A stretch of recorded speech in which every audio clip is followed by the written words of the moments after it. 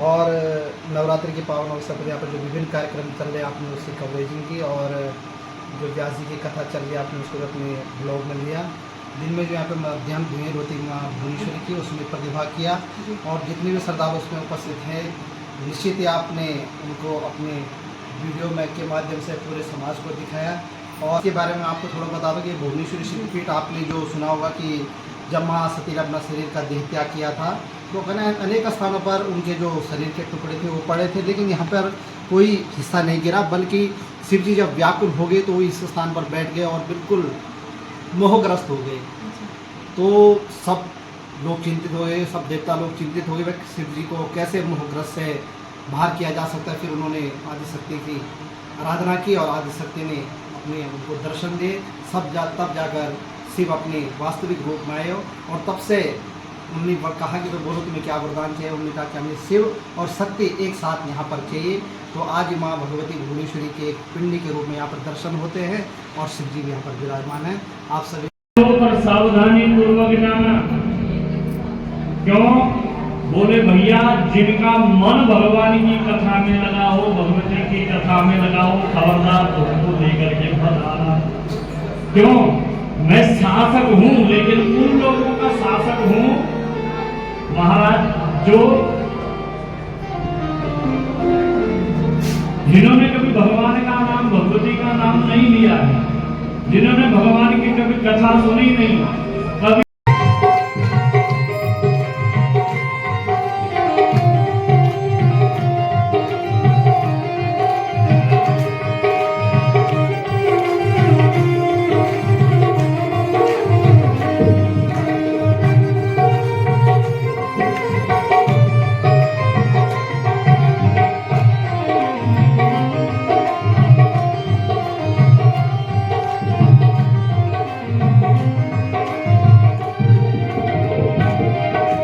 तेरा ही मंदिर की ध्वजा फहरालो, तेरा ही मंदिर की ध्वजा फहरालो, सिर पर सोहनी तेरी भेंट चढ़ालो, सिर पर सोहनी तेरी भेंट चढ़ालो, भक्ति भवाई नो मन। जय माता रानी की दोस्तों, सबसे पहले आप सभी लोगों को मेरा सादर प्रणाम। दोस्तों कैसे हो आप लोग? आशा उम्मीद करती हूँ आप सभी लोग भी बढ़िया होंगे। तो जैसे कि आप सभी लोगों ने कल की वीडियो में देखा, माँ भुवनेश्वरी के दिव्य दर्शन और माता रानी के दर्शन आप लोगों ने पिछली वीडियो में किए। तो मैं गई थी माँ भुवनेश्वरी माता के दिव्य दर्शन करने, जहाँ पे आप सभी लोगों को माता रानी के दर्शन करवाए। और यहाँ पे माता रानी का मंडार लगा हुआ था। दिन में माता का जो 2 फरी धुयाल होता है वो धुयाल लगा हुआ था। और यहाँ पे धुयाल में होता है कि दिन में पूरे मंदिर की परिक्रमा करनी होती है और देवी देवताएं अवतरित होते हैं। तो उसके बाद मंदिर में धुयाल वगैरह होने के बाद तो यहाँ पे कीर्तन प्रतियोगिता नहीं, मतलब कीर्तन चल रहे थे। कुछ मंडलियों के द्वारा वहाँ पे कीर्तन हुए, 2-3 मंडलियां आई थी। उसके बाद मैंने भी यहाँ पे एक कीर्तन गाया माता रानी का, जो कि सभी लोगों को बहुत बढ़िया लगा। और माँ भुवनेश्वरी के जो समिति के अध्यक्ष जी हैं और समिति है जो पूरी समिति, उन्होंने मेरे को सम्मानित किया। एक सम्मान के रूप में एक बैग और पुस्तक भेंट की। तो उसके लिए आप सभी का दिल से धन्यवाद। ब्लॉग के माध्यम से आपने इतना सम्मान किया। अभी मैं आ रही हूँ माँ भुवनेश्वरी सिद्धपीठ माँ भुवनेश्वरी के दिव्य प्रांगण में, और माता रानी के दर्शन आप लोगों ने करते हैं। अभी यहाँ पे कथा माँ भगवती की कथा वाचन चल रही है। और अभी मिले हमारे आचार्य जी नबी मंगाई जी से, यानी कि मेरे छोटे बुल्ला भी हैं। तो स्वागत अभिनंदन आपका मेरे यूट्यूब चैनल पे। बहुत बहुत धन्यवाद आपका, और बहुत अच्छा लगा आप यहाँ पे आए। और नवरात्रि के पावन अवसर पर यहाँ पर जो विभिन्न कार्यक्रम चल रहे हैं आपने उसकी कवरेजिंग की, और जो व्यास जी की कथा चल रही है आपने उसको अपने ब्लॉग में लिया। दिन में जो यहाँ पे मध्याह्न धुएं होती माँ भुवनेश्वरी की उसमें प्रतिभाग किया, और जितने भी श्रद्धालु उसमें उपस्थित हैं निश्चित ही आपने उनको अपने वीडियो में के माध्यम से पूरे समाज को दिखाया। और लोग इससे प्रेरित होकर जरूर माँ भुवनेश्वरी के दर्शन करने के जाएंगे। ये माँ का दिव्य धाम है, और नवरात्रि पर विभिन्न कार्यक्रम यहाँ पर आयोजित होते हैं, जिसमें सांस्कृतिक कार्यक्रम हो या धार्मिक अनुष्ठान हो। ये सिद्धपीठ है, और इसके बारे में आपको थोड़ा बता दूँ कि भुवनेश्वरी सिद्धपीठ आपने जो सुना होगा कि जब माँ सती ने अपना शरीर का देह त्याग किया था तो अनेक स्थानों पर उनके जो शरीर के टुकड़े थे वो पड़े थे, लेकिन यहाँ पर कोई हिस्सा नहीं गिरा, बल्कि शिव जी जब व्याकुल हो गए तो वो इस स्थान पर बैठ गए और बिल्कुल मोहग्रस्त हो गए। तो सब लोग चिंतित हो गए, सब देवता लोग चिंतित हो गए शिव जी को कैसे मोहग्रस्त से बाहर किया जा सकता है। फिर उन्होंने आदिशक्ति की आराधना की और आदिशक्ति ने अपने उनको दर्शन दिए। तब जाकर शिव अपने वास्तविक रूप में आए और तब से उन्होंने कहा कि बोलो तुम्हें क्या वरदान चाहिए। उन्होंने कहा कि हमें शिव और शक्ति एक साथ यहाँ पर चाहिए। तो आज माँ भगवती भुवनेश्वरी के एक पिंडी के रूप में यहाँ पर दर्शन होते हैं और शिव जी भी यहाँ पर विराजमान हैं। आप सभी लोगों का पुनः धन्यवाद।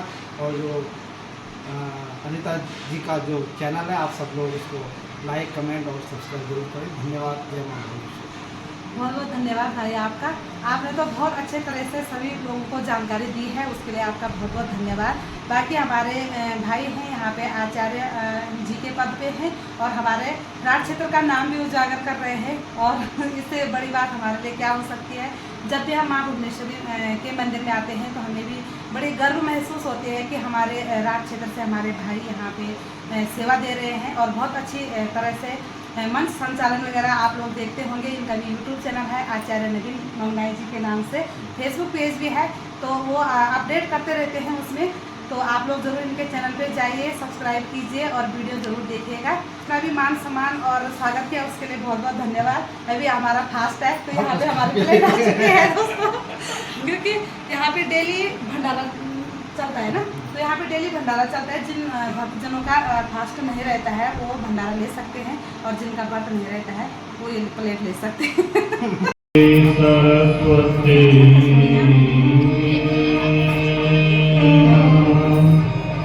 श्री सीताराम श्री वंदे बोधमयं नित्यं गुरुं शङ्कररूपिणं यमाश्रितो हिमक्षोभि छन्दः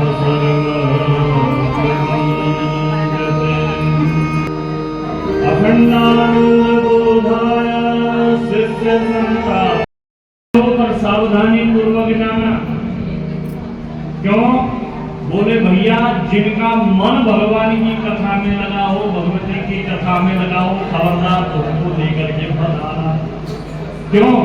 मैं शासक हूं, लेकिन उन लोगों का शासक हूं महाराज जो जिन्होंने कभी भगवान का नाम, भगवती का नाम नहीं लिया है, जिन्होंने भगवान की कभी कथा सुनी नहीं, कभी कीर्तन किया नहीं, तो उनको लेके आना। क्योंकि मैं उनका शासक हूँ, मैं भगवत और भगवती के भक्तों का शासक मैं नहीं हूँ, क्योंकि मैं भी उन्हीं के शासन में आता हूँ। इसलिए खबरदार। तो भैया अगर हम हर समय कथा नहीं सुन रहे तो मामला कभी गड़बड़ा सा जा सकता है। बोले नहीं, ऐसी बात नहीं है। क्यों?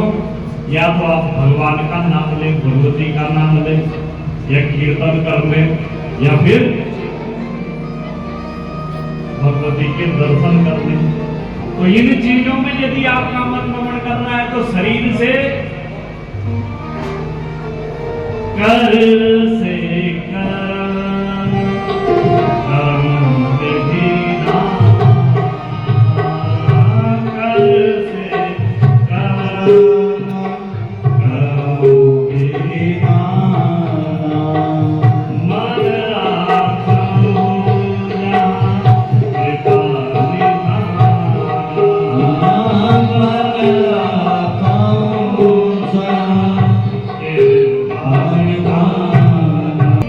कोई भी बेला एक मिनट भी बिना कर्म किए नहीं रह सकता।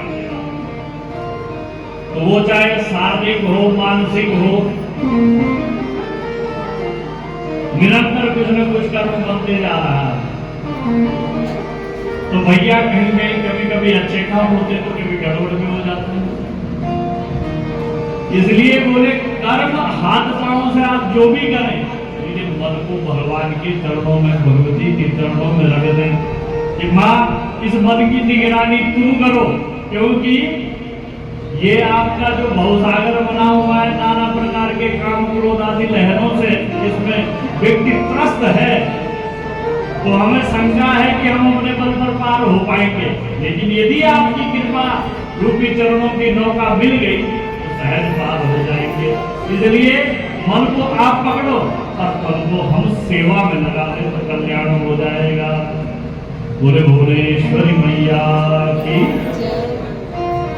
एक जो है महाराष्ट्र में बहुत बड़े संत हुए दादू दयाल करके, तो क्या हुआ, आजीवन पर्यंत इतना नाम जपा महाराज के रोए रोए से भगवान का नाम आता है। तो जब अंतिम समय आया तो परिवार के बीच में भूमि में शयन कर रहे थे तो रोने लगे। तो चेलों ने बोला, महाराज अगर संसारी व्यक्ति रोए तो अंतिम समय में संसार चरणों की मात